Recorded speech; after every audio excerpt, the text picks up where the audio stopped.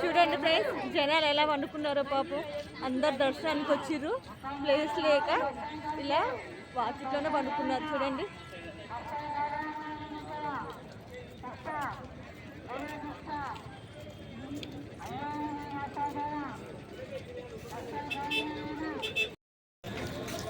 చూడండి లైటింగ్స్ ఎంత అందంగా అలంకరించారో మన మేడారాన్ని.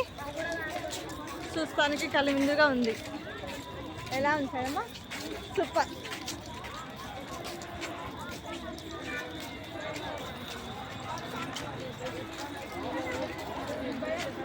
చూడండి ఫ్రెండ్స్, జనాలు ఎలా ఉన్నారో. కొంతమంది దర్శనం చేసుకొని వెళ్ళడం కోసం బస్సుల కోసం వెయిటింగ్, కొంతమంది దర్శనం కోసం వెళ్తున్నారు. అసలు ఎంత ఇబ్బంది అంటే అంత ఇబ్బందిగా ఉందండి దర్శనానికి. చూడండి ఫ్రెండ్స్, మనం ఇప్పుడు జంపన్న వాగు దగ్గరికి వచ్చాము. ఇక్కడ అందరూ స్నానాలు చేసి దర్శనానికి వెళ్తారు. చూడండి ఎలా ఉందో వాగు.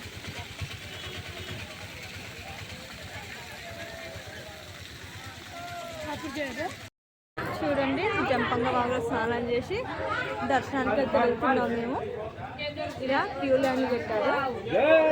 ఈ క్యూ లైన్లో అందరూ లైన్గా దర్శనానికి వెళ్ళడం జరుగుతుంది. చూడండి ఫ్రెండ్స్, జనాలు ఎలా వెళ్తున్నారో.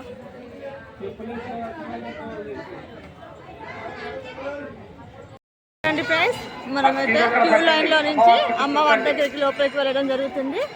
ఇగో అమ్మవారి దగ్గరికి వెళ్ళాలంటే లోపలి ద్వారం ఇది ఉంది. ఫస్ట్ లోపలికి వెళ్తున్నాం ఇలా.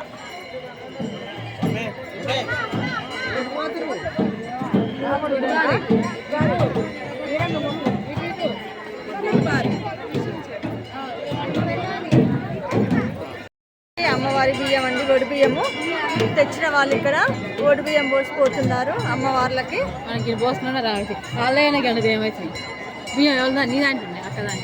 చూడండి అమ్మవారికి బంగారం చెల్లిస్తానికి అనేసి ఇలా మోసుకొచ్చుకుంది. అమ్మవారికి ఇస్తుందంట.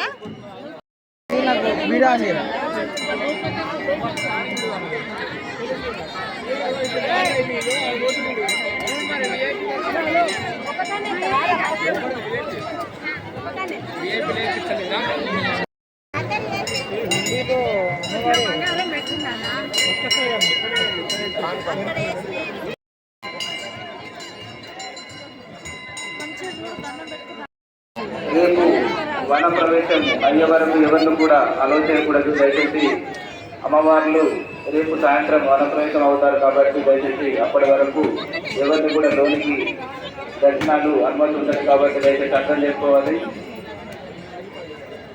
ఓన్లీ విఐపి వచ్చినాయి కానీ పడిగలు కూడా డ్యామేజ్ చేయడం జరుగుతుంది. ఏది కావాలో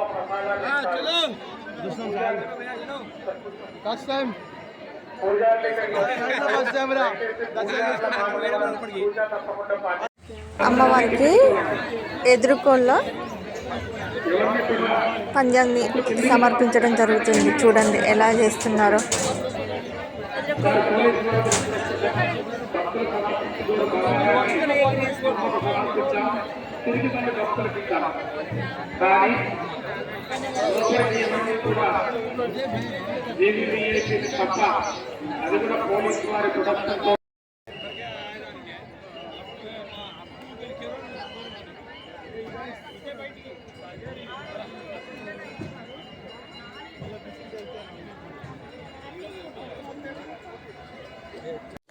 ఓకే అండి, మేమైతే సమ్మక్క సారక్క దర్శనం చేసుకున్నామండి.